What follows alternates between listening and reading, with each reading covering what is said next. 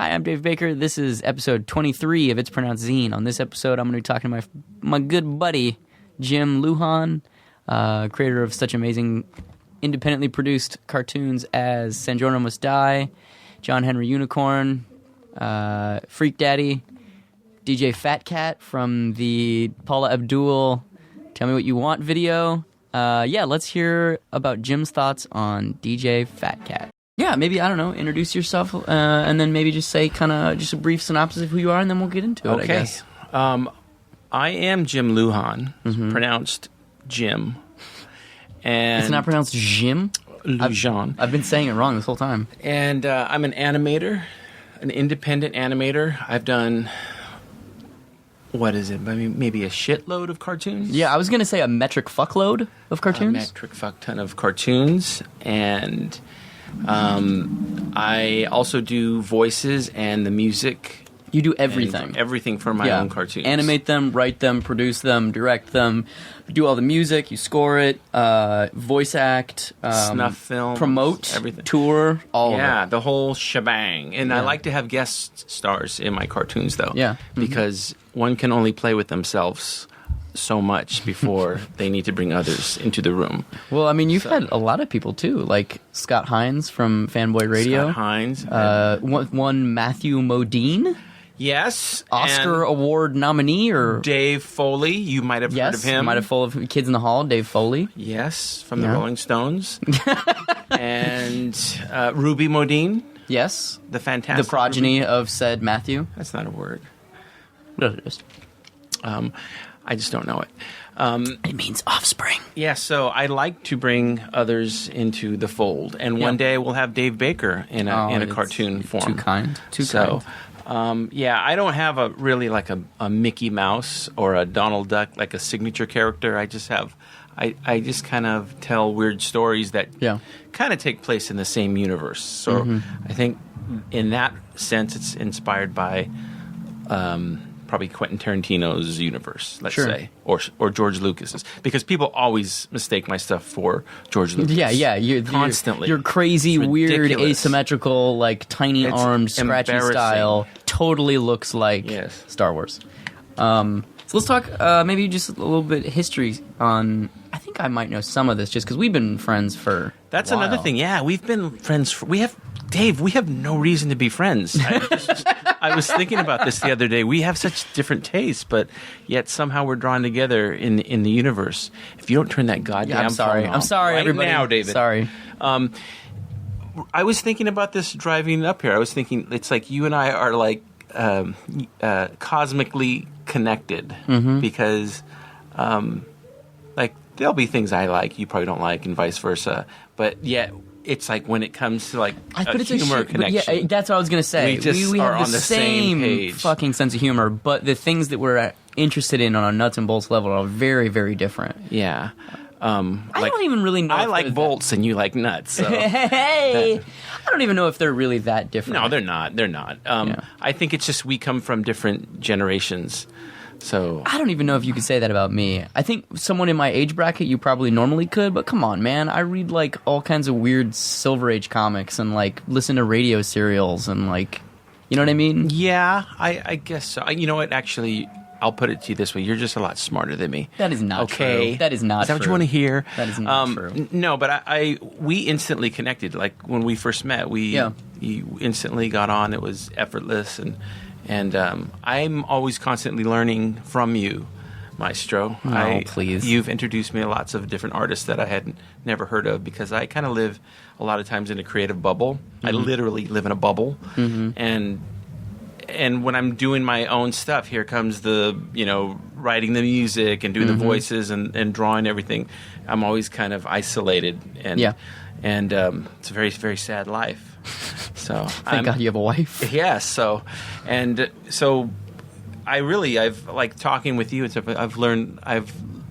You've dropped some names, and I went and researched them, and so I found a lot of really cool stuff through you. Oh, word. Well, that makes me happy. All things through Dave. All things through Dave. How did you start making animation? The year was... Because usually, obviously the name of the show is It's Pronounced Zine, but I figured it'd be cool to talk with you because what you make is the closest to animated zines. Absolutely. That's absolutely right. It's all is. self-made, all DIY. You want to talk punk rock? Well, mine's really animated punk rock because I am not animated. A walk cycle is very foreign to me sometimes. But it's interesting though in that you direct around that shit. Yeah, totally. Yeah. Like it's super fun. Like even in the last Cherries in the Snow, there was a part where Light Eyes and one of the other characters is walking somewhere and you can't see their feet and you just drew them from the waist up and you just kind of like move them and it looks natural-ish. It looks like good. I mean, obviously I know what you're doing, but if I didn't know anything about animation, I don't know if I would necessarily be like, this guy doesn't want to do a walk cycle. Exactly. You know what? I look at it this way. If I was a chef, I'm putting Spam into my food, but I'm not telling anybody, and they just like it. They're like, ooh, what is this? Yeah. Because people that eat have French accents. Right, yeah. Everyone that eats has a French accent. That's right. But so all I care about is entertaining an audience. I've learned through the years it comes with editing. It comes with trickery and just atmosphere is big, is huge.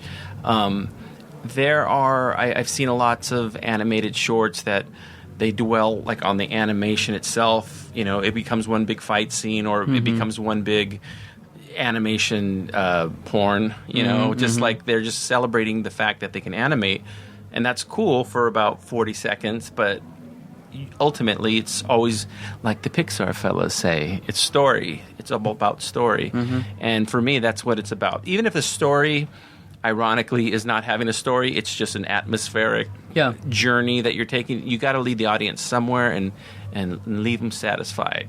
So that's kind of what I've always. I don't know. I make cartoons for myself firstly, and then kind of consider, I'm going to watch this in a room with people at some point. So I don't want to embarrass myself all that much. How did you get to that point though? Like, did you start off completely thrown into it? Because you didn't go to school for animation, right? No, I didn't. I've never gone to school at all. Yeah, I taught gooder and do more math than any. You have all the best animation. That's the right. best animation. It's fabulous animation. I think it's tremendous. It's tremendous animation. I animate more than anyone. Yeah.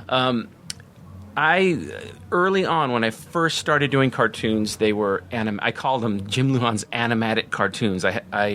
They were just stills with audio. And always from the beginning, my audio was always pretty good because I came from a recording background. And how old were you when you first started? I could tell you exactly. I was, well, now you're going to make me do math. 25 or 4. Oh, wow. Yeah. That's kind of, not to... Yeah, no, it's kind of late to start. Yeah. I didn't play guitar till I was 21. Wow. Yeah. You weren't born until you were 7. I just started wiping my ass at 40. Yeah. So, and I haven't stopped since. Hey! Look out, how's it going? So, but early on there was no movement at all. Sure. And it was just I concentrated on the audio, and from there I started using a little bit of movement, a little bit more, and now I'm up to kind of some movement now. But from the beginning, it was always about characters and story and entertaining the audience. Right away, within maybe 6 months of me starting to do animation at all, I got invited to a festival in Austin, Texas, by a gent named Ben Davis, who's been very crucial in my career animating. It was a festival going along with South by Southwest at the same time, and it was called the Conduit Festival, and I got to show 2 of my cartoons in front of a crowd. That was like being thrown into the fire. Yeah. And then soon after that, I got a public access TV show, and so then the cartoons were playing everywhere. So from the beginning, I've had an audience that I've always played to. So I never really wanted to just make cartoons to show to family, because for one, my family probably wouldn't get it. But so from the beginning, it was really important to show it to people and get an audience response. When did you start posting them online? When they invented the internet. Geez, when probably the first things I've posted were 99. No, I don't know. Really. So basically, early, as soon as YouTube came around, you were like, yeah. "Oh, fuck yeah!" Yeah, this is perfect. I was on it. I think I had some people posting stuff for me even before YouTube. There might have been a few things.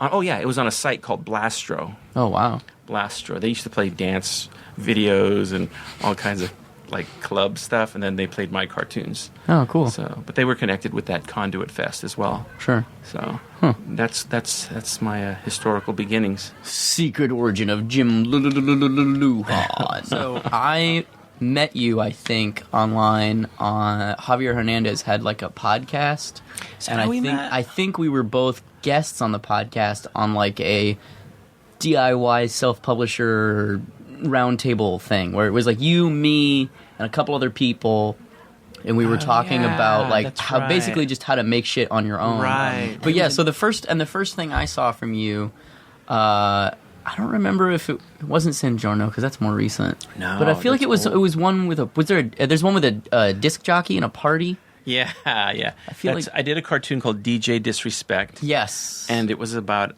what city did it take place? All my cartoons mostly take place in Southern California.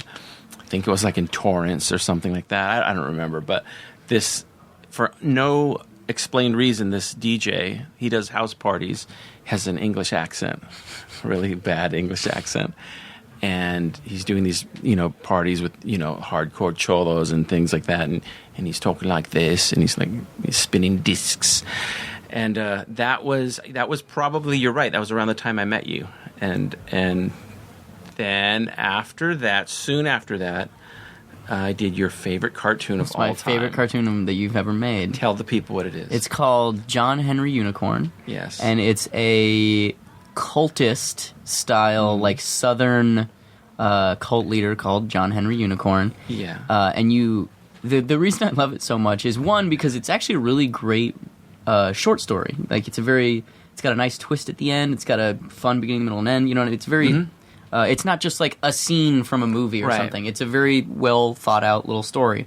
But the reason I really love it, if I'm honest, is the song. There's a song that accompanies John Henry Unicorn whenever he goes anywhere. Yes, the John Henry Unicorn theme. Yes. Which is something along the lines of John Henry Unicorn. Yeah. And it's like a solid 3 minutes of that through the whole movie. It's kind of like if John Denver was a Scientologist. It sounds a little bit like that. And John Henry Unicorn is basically a kinder, gentler, as sadistic Jim Jones-ish character. Yeah, he's a cult leader, and it's kind of making light of just all types. I didn't want to pick one particular one, so it's got elements from a lot of different organizations, let's say, and a little bit of George W. Bush thrown in there, too, I think. Although I think George W. Bush, in a weird way, is probably nicer than John Henry Unicorn. Well, George W. Bush does it. He just spends his time painting dogs now. Where I'm sure that John Henry Unicorn's out there somewhere, fucking murdering someone. But you and I bonded over that cartoon. I was very pleased that I found my audience with you. Yeah. On that cartoon. How many shorts have you made? Because you made a feature as well, which we can talk about in a second. But how many shorts have you made? You made a fuckload. I have done. I counted. The last time I counted was probably a couple years ago, and it was over 50. I've done. So right now it's probably like 56 short cartoons, one feature, and then a couple of like 20-minute cartoons, maybe 3 or 4 20-minute cartoons. I'm such a dope. I do things backwards so often. When I first started doing animation, I jumped, like my second or third animation was a 15-minute long animation. I didn't work my way up to it. I just I guess I want to. And that's around the time when I had the public access TV show, so that I needed to fill time. So I just did a 15-minute mini epic. So how did you get that show? Did you just apply? I don't even know how that works. It was like you walk into the room and you're like, I want a public access show. You are joking, but that is actually the truth. I walked into Buenavision Studios in East LA. I don't think they're there anymore. A guy named Richard was with this television program called Illegal Interns, but he also worked there. and I walked in with a, what is it called, 3/4 inch tape, thick tape, with my cartoons on it, and said, "Hey, you guys do public access here? I'd love a show." And he went, "Oh," and he wasn't, I think his feet were up on the console. He wasn't doing anything. He's like, "Yeah." So he plugged it in, and he watched it right there, and he's laughing, really laughing. He's, "All right, yeah. You got any more of these? You know?" Yeah, I didn't. And so he played that. They played that for a couple weeks, and I came back a couple weeks later with like 3 or 4 more new short cartoons. And then that was episode 2. And then I had to scramble and do a 15-minute cartoon. And so I was really productive this first like month or so. Yeah. Did you have anybody helping you, or was it just No, you? it was just me. But back then, that's when they were animatic as well. They were just stills. They were weird, really weird. But I had such a good time doing that. And I probably did, I don't know, maybe 6 or 7 episodes that just rotated heavily for like 2 years. And I was getting emails back then, in my Earthlink email address. The SBCglobal.net days. Yeah. So that was right off the bat, I always connected with audiences. Like I always wanted to connect with audiences. And I did that for a couple years. And then after that, slowly started, I got into Spike and Mike, Sick and Twisted, in 2006, I think. And that was surreal. That was the scariest day of my life, just about. Why? Because you know, I don't know, you've been to Sick and Twisted Film Festival. If they don't like something there, they will like Big boo. Like just, you know, they will pitchfork you to death. And I got to watch it in Hollywood on a Saturday night, and I'm sitting in the theater, and it was a cartoon I did called Mama, I'm a Thug, a little short about a little upper middle class Orange County teenager that was like a little thug. Yeah, you know, a lot of that. And there was a lot of, you know what I'm saying? A lot of that. And so I watched this, and it started, and they started giggling, and then they laughed. Then they had big laughs. I think by the end of it, I got probably the second best response of the night. Wow. It was really, I thought, I leave, and I'm like, I'm quitting my job. I'm divorcing my wife. I'm going to get plastic surgery. I'm changing my name. I'm going to get a penis extension. I'm going to get penis extensions. And I'm going to wear them in my hair. And I thought, I was flying high after that. I walked out of that theater thinking like, oh, I am the shit. At least in my head, I thought that. For about 20 minutes, I thought that. And then reality sets in. What brought you back down? Just, I'm by nature, I'm not a very overconfident or a very, I don't assume that I'm the shit, you know, when I walk into a room, you know, but I think that's, a lot of creative people are like that, I think. I think they have their moments where they're like, yeah, motherfucker, yeah! And then they, life is so hard, you know. Yeah. So, I mean that kind of, it's what makes you, if you're always on one side, then you're Kanye. Yeah. You know? So, which I'm trying to work my way to be Kanye, but, you know, so far. So far, you're stuck here talking to me. Yeah, so far I'm Weird Al. Is there a cartoon that you think embodies the Jim Lujan animation? You know thing? what? I do. I think like the first one that comes to mind is a cartoon I did called San Giorno Must Die, and it was a series on Titmouse. On the Rug Burn channel on YouTube. If you check that out, and that was run by Titmouse and 6 Point Harness. And what it is, it's a very 80s feel, kind of Giorgio Moroder, if you know who that is. DJ, he's kind of mixed with a little bit of Yanni thrown in. And I loved it because it's so Euro disco, and I'm a huge new wave Euro disco synth pop fan growing up, you know, and I liked all of that. But at the same time, it's very Brian De Palma, so very cinematic, over serious. It's kind of like Moonbeam City before Moonbeam City. Sure. Lawsuit. No, I'm kidding.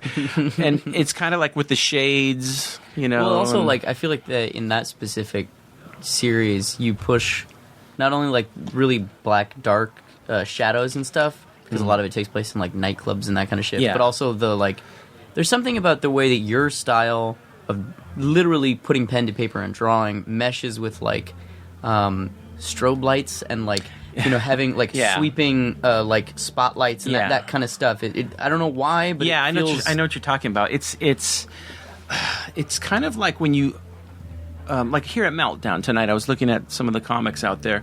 The ones that are really just super glossy and very slick, and then the content is slick, it doesn't do that much for me. But when I see something that's real choppy, but they're telling an epic story, but it looks choppy and made in a garage, there's some kind of character to that that really speaks to me. Do you know who's been a total guru for me? Is the head of Titmouse, Chris Pernowski. Fantastic guy. He gave me the best advice when I first... he actually discovered San Giorno. I mean, he called me because of San Giorno, and that's how we developed the friendship. And he told me early on, he goes, no, that's kind of the charm of your stuff, that it's real scratchy and real homemade, but yet it's like epic, too, at the same time. So it is that juxtaposition that makes it kind of interesting, at least to me. I don't know. I think if my stuff was a few levels higher, if I really tried to make it really good animation, it would just look like low grade good animation. I'd rather it be really cool, crappy animation. Right. If that makes sense. Yeah. I think that dovetails nicely into your collaboration with Mr. Plympton. Yes, Mr. Bill Plympton. Bill Plympton, for anybody who doesn't know, is kind of the Martin Scorsese of independent animation. Homie's made, 11 feature films? Shit, I don't know. He's definitely, I believe him to be the king of indie animation. Even before I ever met him, I recognize that. And I mean, it's fucking crazy to me that you've not even that you're making, but you have successfully made a movie with him. Isn't that weird? It's fucking weird, because I've known you fucking forever. Yeah. And I think one time we were at San Diego, and I ran into you on the floor, and you were like, I just met Bill Plympton. Yeah, isn't that, that's like, wow, I met Bill Plympton, and now, sleeping on his floor. Yeah, that's like if I woke up in 5 years and all of a sudden I'm making a book that James Stokoe is drawing, or you know what I mean? Like the person that I love the most. It's almost like you're one day interviewing Jim Lujan on a podcast. It's almost one day like I'm interviewing Jim Lujan, my indie animation idol, on a podcast. And the way that happened, the word that comes to mind is always organic, because I never asked Bill Plympton for a thing, ever, and it happened because I met him through a friend and gave him my DVD, and he watched the DVD way later. When Bill tells the story of how we met, it's always that I come up to him at Comic-Con and go, "Hi, Bill, I'm a big fan," which I don't think I ever actually did that, but I did give him a DVD, I think, once at Comic-Con. And years later, like 3-4 years later, I'm in a hotel room and I'm interviewing him on the Man vs. Art podcast, and I gave him my DVD, and then saw him a couple times later, and then he ran into that mutual friend and said, "Hey, is your friend Jim going to come to the Annie Awards?" And I did go to the Annie Awards, and we hung out, and from then on it was sweet lovemaking all night long. He called me probably, I don't know, 5 months, 6 months later, and literally said on the phone, "Hey, Jim, it's Bill. Hey, I want to know if you're interested in making a movie." I was like, "Wow, yeah. Like what?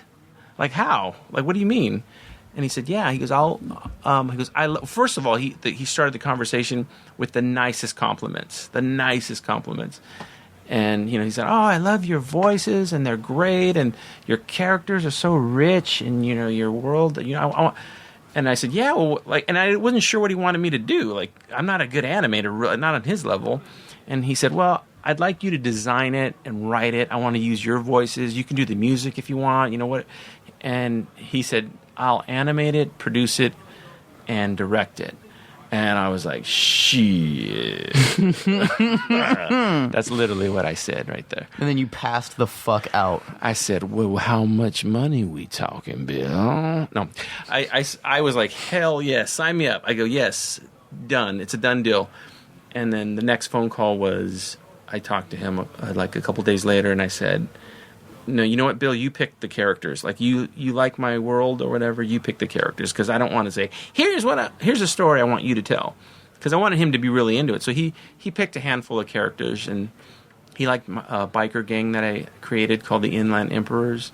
He liked that. He really liked a character that I did, this kind of detective bounty hunter guy called Rod Rossi, the One Man Posse. So I said, Bill, we're gonna do a story that's it's kind of Tarantino, a little bit Coen Brothers, a little bit pulp novel, kind of that detective feel, but in L.A. and just real, that cheesy, Oh, I said the one condition I had was I want to have really funky, like 70s soundtrack, that type of music. Because at first Bill said, he goes, yeah, you could put some like Spanish music in it. And I'm like, I don't do Spanish music, Bill. I can barely speak any Spanish, So he was on board with that. So we have a really funky 70s. Was there ever a moment where, how did you navigate the rights aspect of that, of like who would own, they're your characters. So was that that's kind of that was the foundation that we built it on. Because I said, well, Bill, as long as I, like, by doing this, don't give up rights to the characters, like, rights to the actual characters. Like, if I want to do a Rod Rossi series, it's mine. If I want to do a, Inline Emperors, T-shirts, it's mine. Bill has been fantastic when it comes to that. He's really, really, really, like everything's give and take, but he hasn't really taken, anything. So, so we've been from day one really good on that, and I've also learned. Also, the name of the movie is Revengeance. Which is like, how did we get 15 minutes into talking about this goddamn movie and not say the title? It'd be great if we just talked about the thing, never mention it. Yeah, and it was. I'm sorry, what were you going to say? Well, yeah.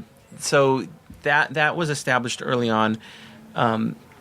The work method that we established early on was so loose. It's been so great. Like I kept almost subconsciously waiting for a speed bump, and there never was any. It was just the whole thing was a smooth. I think because he thinks a lot like I do. We're both. Which can be good and can be bad because we're both really lazy on certain things that would help us. Mm-hmm. There's a toilet paper thing again. But there's other things that we're really good on that people have problems with and that become roadblocks, and we just fly right over them because we think alike in a lot of ways like that. What was the writing process like? How long did it take you to write the script? And did he have any significant changes on it? Or I wrote the script. I wrote a breakdown of here. This happens, and this happens. I did that. It took me maybe a month to do that. Maybe a month and a half to do that. And then the script, the actual dialogue, took way less than that. That was like 3 weeks, the actual dialogue, because I knew I had the roadmap of where it's going. I'm trying to think if he had any things that he wanted to change. Yes, he wanted to put a sexy lady in it. He's a lot more R-rated than I am. In personal life, when we're joking together, we're both terrible. We're NC-17. Like, you cannot. Yeah.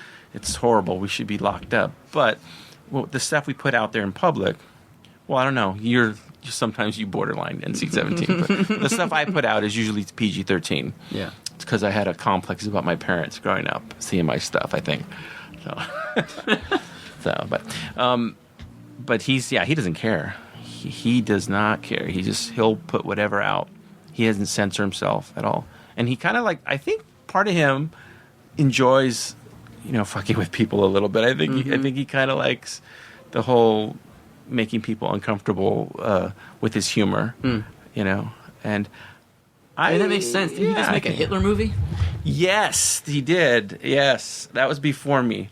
I came on right when he was finishing that. It was the Hitler's Folly. Hitler's Folly, yeah. Yeah, because that's always goes over well, yeah, right? Yeah, no risk there. Kids love Hitler movies. Yeah. There's one thing you learn in animation. He got a lot of flack from his own studio. A couple people left his studio, and I kind of always told him, I said, hey, he never turned to me and said, Jim, is this the right thing I'm doing? Yeah. He didn't care. He wanted to do it, and he did it, and I always said, well, yeah. Do your thing. Do your thing. I'll be over here making my San Giorno series. That's actually when the Revengeance stuff started. Right when I was finishing Revengeance, San Giorno, I think. So it was and it got funded through Kickstarter. Yeah, right? yeah, we did a Kickstarter, and that's the other thing. I was involved with Bill's Kickstarter. He was just coming off 2, I think, successful Kickstarters.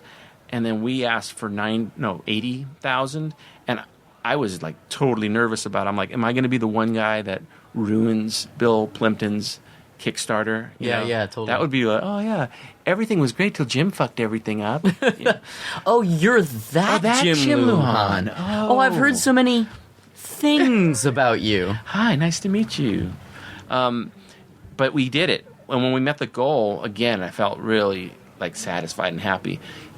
What he does with the money is, I don't want to say, I'm not saying it's his business, but it literally is his business, because he's taking care of the studio, he's paying these people, he's putting it in festivals, and you burn through money quick on his level. There's so many things I'm sure that people making films realize, like, yeah, that's right, it's not cheap to promote a film or to, and the film's not even out in America yet. So if you guys can all send me like $10. It's had its France? Yes, the film on paper came out in 2016, like we promised. It premiered in France, and it got a standing ovation. We have footage of it if you don't believe us. It got a standing ovation in Paris, but that's because there was a fire in the building, and everybody was... But that aside, it also played in two places. It played two places in France, and then it played two places in Spain, and then it played in Armenia.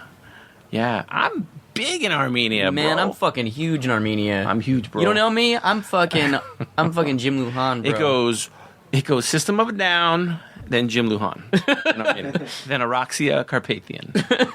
Those three are there. Yeah. So, So, and then next it's going to be. Oh, and it played. I think it just played in Holland, or it's going to play in Holland. And I wanted to go to that. I really want to go to Holland, but. And Chicago, which sounds ridiculous, but I've never been to Chicago. I want to go to Chicago. I'm going to Chicago for the first time this year as well. Really? Yeah, for C2E2. Tell me what it's like. Okay. When are you going? Whenever we play in Chicago. Oh, okay. I don't know. It'll be next year. Oh, okay. So 2017 is going to be the year where, I purposely haven't watched Revengeance in about 3 months at all, because I was so sick of watching it. I watched it. Yeah, you watched I must have seen it 35, 40 times. Yeah. And because every time they would do a different edit. And I also learned that how intricate sound and editing, and they would just, man, they would kill themselves over like, oh no, it's a fraction of a hair. And where I'm coming from, the place where like, oh, it's done. It's good enough. Yep. First edit, done. And they really spent their time. Which is nice. I'm glad somebody is. But, I don't think like that. I think good enough is good enough. Yeah. So enjoy my animation, everybody. When you guys are all done with this process, is this going to be something that is existentially calming to you? That you can say... Because at this point, I mean, not to talk shit on the 50 other movies that you've made, but at this point, if you were hit by a bus tomorrow, this is what your life would be. It'd be like Jim Lujan, fucking co-creator of Revengeance. Struck like he made a dead movie by a bus. Yeah. We will mourn in front of Meltdown Comics. Yeah. Well, coincidentally, Dave Baker was driving the bus. Yes. Authorities are looking into it. I'd much rather be struck by it than thrown under it. So hey, there you go. Is that something that's existentially calming? No, I don't. I don't really.